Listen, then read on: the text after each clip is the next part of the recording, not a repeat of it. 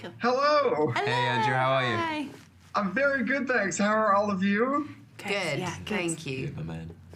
You know, I thought the second episode was a great lead-in to talk about this whole season because there's a lot of little cues there about what's going on. Starting with you, Jessie. I mean, I love the line, "We're not the same," when she was talking to him, and that whole discussion about, I mean, it almost is the kind of duality going on there. I'm curious, you know, how is she dealing with Kirigan and this whole, like, the draw he has on her in some way? Yeah, I mean, these two characters are very much connected, and I think Alina's internal struggle a lot of the time is that she feels that connection to him, and the fact that they are like two sides of the same coin, and there's so much of Alina not wanting to go down that path, and she says that, she's adamant, I'm not going to be like you, I'm not going to be like you, but then obviously as the season progresses, we do see her start to make decisions and actions that are making her a bit more like Kirigan. So yeah, it's really interesting to play, and I think what was great about having, you know, these scenes with Ben is that as Alina grows in power, and she gets more amplifiers, more Mozost in her body, as it were, I kind of wanted Alina to have embody that same sort of ancient feeling that Kirigan does. So a lot of Ben's performance as Kirigan kind of informed subtly how Alina would start to grow as the season progressed. So yeah, it was really, really nice having those scenes together. Well, Ben, as the villain, really, at the core of all this... I'm the villain? You know, Nobody told me.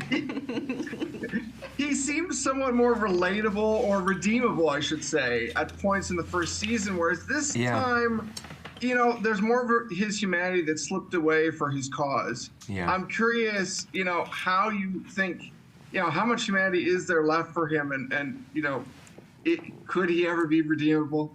I think that's a very purposeful shift that you've picked up on there. I mean, you know, he is kind of without his army, without his status, without his sort of connections, and he does, you know, he's allowing what he feels is the betrayal of him and his people to kind of eat away at him, and it's represented in these literal shadow monsters that he's sucked out of the fold.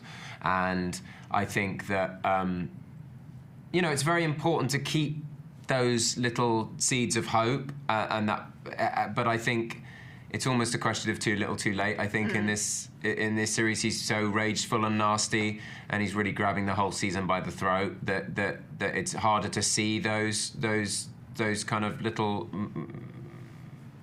fractured moments of hope seep through, but they are there, I think, if you look for them, and hopefully by the end people will be able to see the balance of who he is as a person rather than just the monster himself. Well, Daisy, there's that great scene where you're cowering at the door and he's talking to you, and he talks about you both being survivors, but I'm curious how you describe how she's surviving the season, because she definitely seems like she's obviously struggling.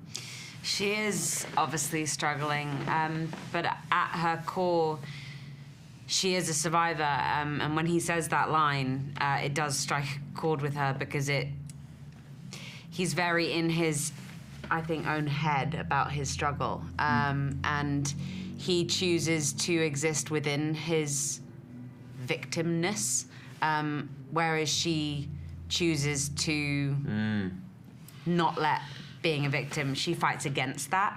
So I think that's quite an interesting aspect of both of their characters' traits.